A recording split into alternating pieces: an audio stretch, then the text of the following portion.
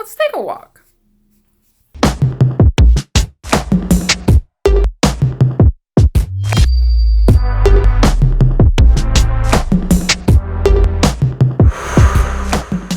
So I want to talk about resolutions today because for the first time in my life, I feel connected to my New Year's resolution. And I used to think that New Year's resolutions were more or less bogus. It was something that people said to make themselves feel better. Like, I'm going to go to the gym this year, which, by the way, if you're going to the gym, you should definitely go to the gym this year. I'm sure it'll make you feel better. So yeah, let's talk about some New Year's resolutions there. So, you know me, I like to improve and I like to do things that make me feel better pretty frequently. You know, I don't like to sit around and just do nothing. That's not who I am. So I think for a lot of reasons, it was this mentality that sort of made me feel like a New Year's resolution was bogus. It wasn't necessarily something that I needed to do because throughout the year I was always looking at ways to improve.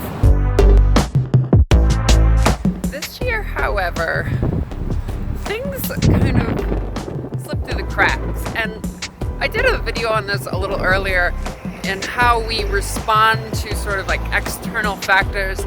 We respond to things put upon us. And that response that I've had to deal with has sort of let things slip through the cracks, and it has sort of put me into a state of just kind of going through the paces and not necessarily looking at ways to improve. See, I haven't talked about it at all because it's a very private, personal matter in my life.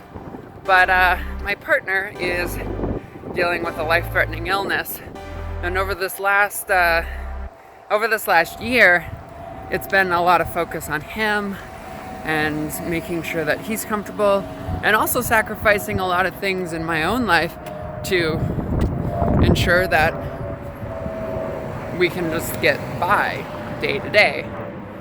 And this year, while I can't change the fact that he's dealing with this illness, I can try to change some of my mental picture about the situation that I'm in.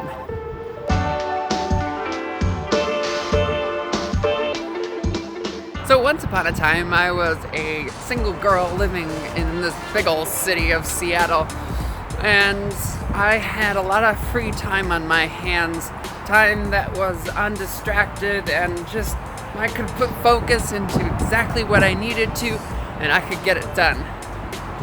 Part of that was through discipline. And this discipline is what I feel like I have let go of the most in this last year.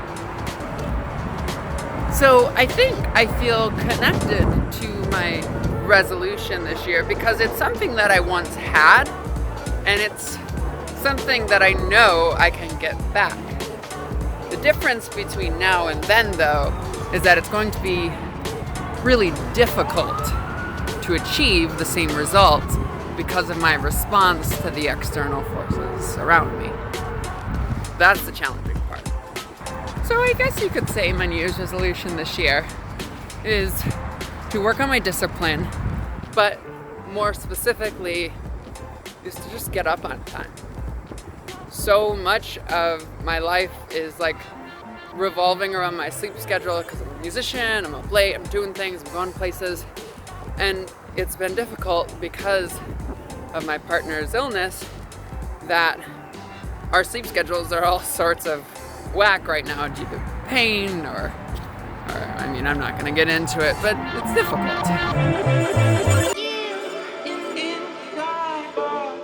So then the sun is killing me right now. So then this brings me to our next point right here about setting a specific goal. Why is my New Year's resolution waking up on time and not discipline? Why is going to the gym a bad idea but losing weight a good idea? Setting a good New Year's resolution is just the same as setting any sort of goal for yourself or trying to work on building any sort of habit. It's setting something specific and attainable so that you can find the path to make it happen. A resolution is nothing but an idea, and it's up to you to create the goal around that idea to ensure it actually happens. So if you are creating a New Year's resolution this year, and I think that you should, definitely consider the specifics of this resolution rather than the end goal. Because if you only focus on the end goal, you won't know how to get to that end goal. You have to break it down into little pieces and then eventually get there. And if it's one thing I've learned over this last year, is that if you want to get to where you're going, you really do need to make sacrifices in your life in order to get there. And if my sleep time is sacrificed, while I will hate that so very much, in the long run it's going to be better because I know that I will be feeling better on my day-to-day rather than every now and then where I happen to get some good sleep and, deal with it. So set a New Year's resolution this year. Make it big, make it grandiose, and then work on breaking it down into small, little obtainable goals. Look at the situation around you and consider changing your responses to that situation. Because if you don't change your responses, all those little tiny goals that you've set to make the big dream possible, it's just gonna get in the way. And then you need to look at the bigger picture to actually make it happen. Alright, that's all I got for you today. I just thank you for watching. I have a show on January 8th at the Sunset if you want to come on by, if you're in the Seattle area. It's in Ballard. You'll find it. Just Google Sunset Tavern online. And I think that's about it. What's your New Year's resolution? What's that? Tell me in the comments.